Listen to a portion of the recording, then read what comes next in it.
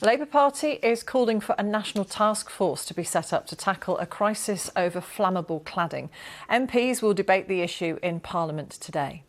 72 people died in the Grenfell Tower fire in June 2017, but an estimated 700,000 people are still living in homes with flammable cladding, as Sarah Corker reports.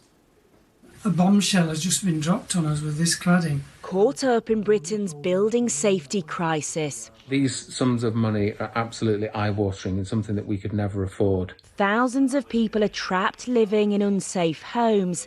These flat owners in Salford say they face repair bills of up to £100,000 each. And if I'm made bankrupt by this, I lose my job, my career and my home.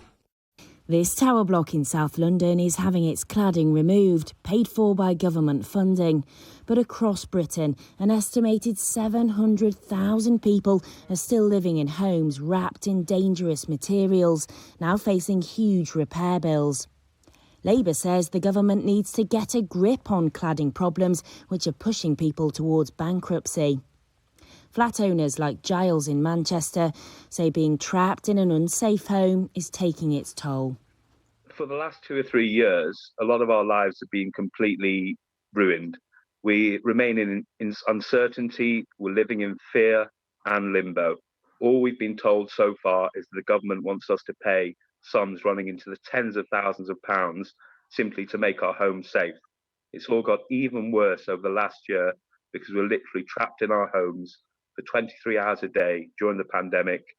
We almost feel safer outside than inside our homes. MPs will debate the issue in Parliament later. Labour are calling for a deadline of 2022 for buildings to be made safe and a system to prioritise repairs based on fire risk. The government has set aside £1.6 billion to remove cladding and says it is making good progress. But campaigners estimate it'll cost 10 times that amount, given the scale of this crisis. Sarah Corker, BBC News. Let's discuss this now with Nigel Glenn, the Chief Executive of ARMA, the Trade Association for Residential Leasehold Management. Nigel, welcome. Thank you very much. 3.5 years since the Grenfell tragedy. How much movement has there been? There has been some movement, but most of it's on the public sector, because the problem in the private sector is the funding. You know, as Giles said a second ago, he's being asked for huge sums, impossible amounts, and without that, we as managing agents, we can't remediate because we can't do the work without the funding. And that's why we're asking the government to front fund, and then the government can figure out how and who to recover the money from later. And some of these properties pretty much unsellable. You know, mortgage lenders would probably give you the side eye if you applied for a mortgage. What are the other big problems that are facing people? Well, we're saying time is the big problem. I mean, here we are 3.5 years later after Grenfell, and we're still arguing about the same issues. So every night people tuck their kids up and they don't know if there's going to be a fire, they don't know what to do about the money. So let's get people safe first and foremost and stop arguing about the money. A government spokesperson has given us a statement saying leaseholders shouldn't have to worry about the unaffordable costs of fixing safety defects that they didn't cause and should be protected from large-scale remediation costs wherever possible. We all want to see homes made safer and as quickly as possible. Backed by our £1.6 billion funding, we're making good progress on remediating unsafe homes. But they go on to say that the Building Safety Bill is the appropriate legal mechanism for this to happen and will be brought forward in due course. What does due course mean as far as you're aware? Probably a couple of years' time. And again, just taking that particular point, saying the leaseholders shouldn't pay, we completely agree with that. They're completely innocent on this. But then that still leaves the question of who should, because as managing agents, we can't remediate without the funds.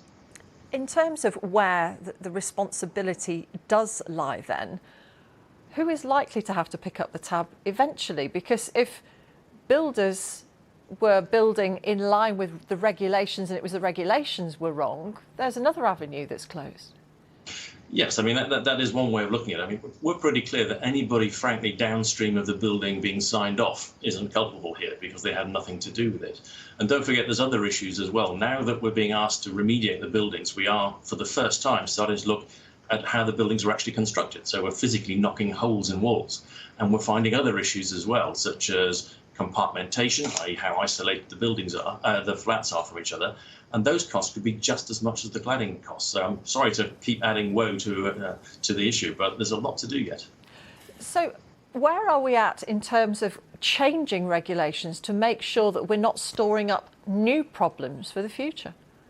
Well, Dame Judith Hackett did a long investigation onto this, and there are a lot of ideas in her paper. Those are being brought forward in the fire safety order, the building safety bill, etc. So I think going forward, we're all right. The problem has and will always be the legacy stock, where we have hundreds of thousands of buildings which have been, it would appear, built incorrectly. Nigel Glenn from ARMA, we appreciate you talking to us. Thank you very much. My pleasure.